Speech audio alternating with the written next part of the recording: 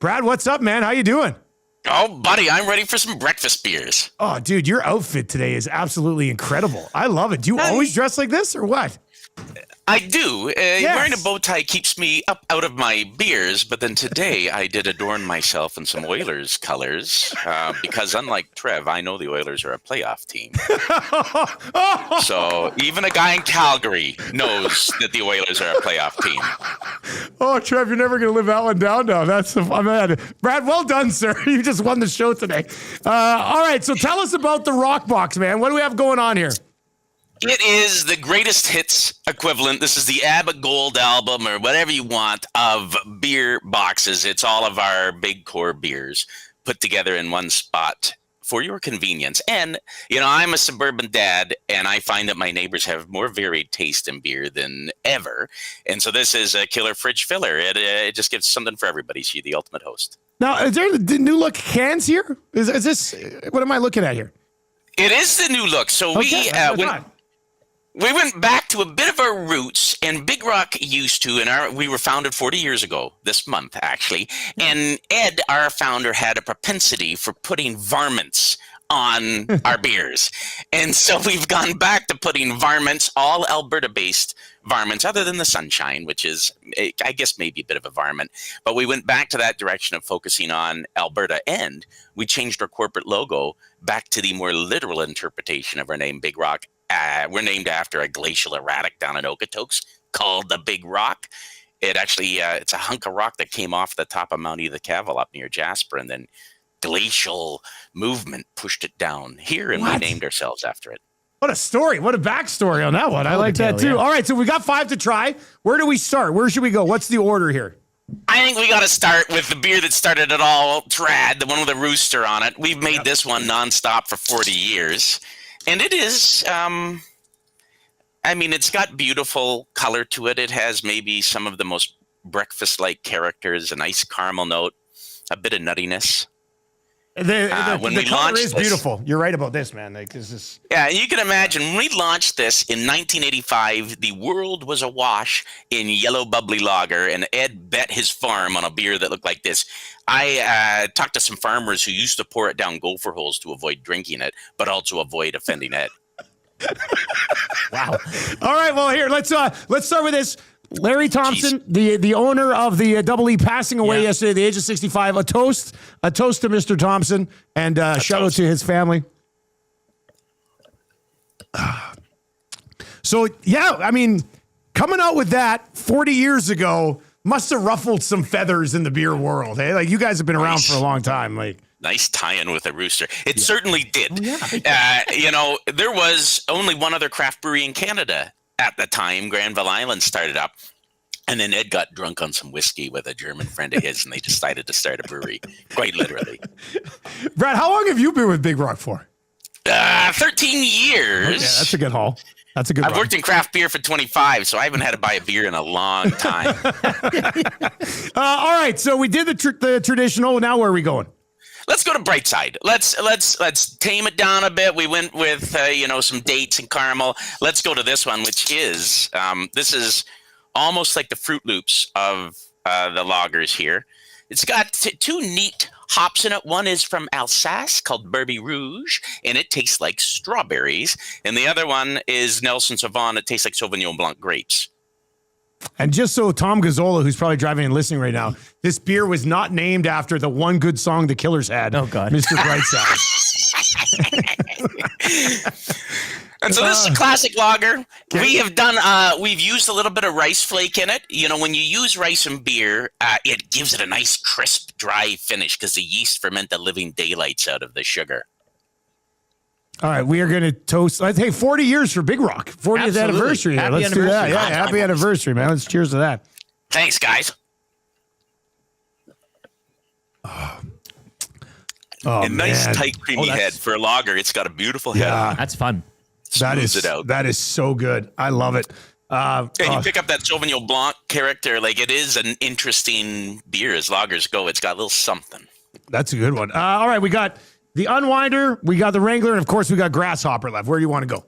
Let's do Grasshopper next. Of course. Let's give ourselves a break before we get into Hop Town. Okay. So we've made Grasshopper since the early 90s, an era when wheat beer was actually, wheat wasn't a very common ingredient in beer in Canada. And so we made a Crystal Weizen, which just means a clear wheat beer. Nowadays, people expect wheat beer to look like a glass of milk. And that isn't the case with this. We did it to just make it a little accessible. And so this is a nice, simple. Ales are a little bit less carbonated. This is perfect patio beer. I remember a little hint. Go ahead. I remember when I was first getting into, like going out with buddies and stuff. I came from BC. It was like in Kokanee area, and people are like, "I'm having a grasshopper." I was like, "What is this? What is a grasshopper? I've never heard of this before." So this is a staple across this province for a long time, right? It is.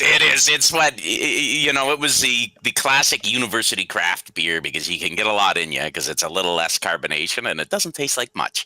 It's nice and clean and crisp, a little hint of lemon, but easy to get down. Let's do a cheers to the Godfather, who usually is here when we're doing Beer of the Week, sitting out there drinking the beers, but he's in Vegas for his 50th birthday. So 50 to the Godfather. Yeah, 50 to the Godfather. There we go. Oh, man.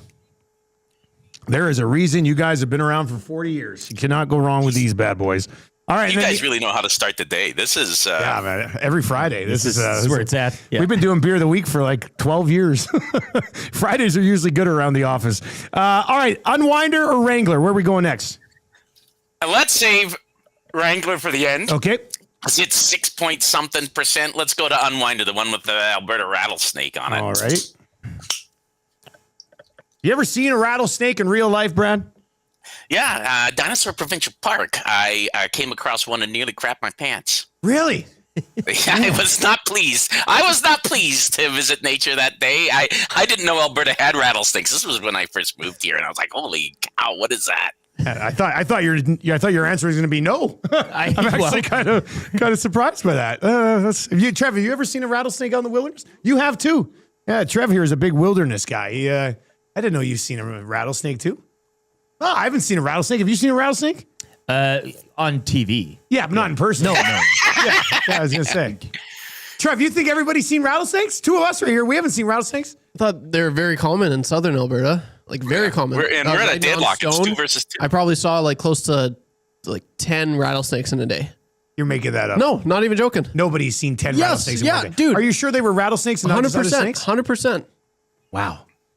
All right. Well, cheers to The hint is the little baby toy on the end of it. Just a little one. Tell us about the Unwinder here. Then we'll take this one down. The old Unwinder, it's got a hop in it called Nectaron, and the hint is in the name. It tastes like nectarines and peaches, and this is, in that era of juicy IPAs, this one knocks it out of the park. It's super juicy, and it's all thanks to hops. But, nowadays brewers are using hops, dry hopping, so instead of making something so bitter that only your old uncle with a long beard and no tooth enamel wants to drink it. Now anybody can drink it, enjoy it, and they'll have taste buds at the end of it. All right. Cheers to rattlesnakes. The day that Trev saw 10. Sure, yeah. 10 rattlesnakes. Oh, man. Oh, these are good. We're going to drink all 15 of this pack after the show. All right. Then the Wrangler. Tell me about the Wrangler here. Well, last but not least, this is the newest one. It's got a buck and bronco on it. And so the Wrangler, back to kind of wild field berries, it's got a hop in it called Crush that is like crushed berries. It's quite jammy. You say quite jammy? Yeah, I think so. I like that. Okay. All right. I have a little bit more. Okay, yeah. Let's go. Cheers to cheers to Brad. I think. Cheers to Brad for joining us today. This has been awesome to chat here, man. Here, Trev. Trev, get yourself a little bit of the Wrangler here for our final toast. Cheers to Brad for joining us today. Guys, I'm so pleased to be invited up. Thank you. Brad, do you do comedy on the side or anything? You're a pretty funny guy. No, I just amuse my children. That's I kept having them so that I had a bigger audience. And how old are your kids? 8, 11, and 12. I had Irish twins. All right, man. Tell us one more time. Where can people find the Big Rock Box? Sobeys and Safeway. And if you bundle it up, she's a heck of a deal this week. Awesome. That's good. Thanks a lot, man. We'll see you again later. Party on, guys.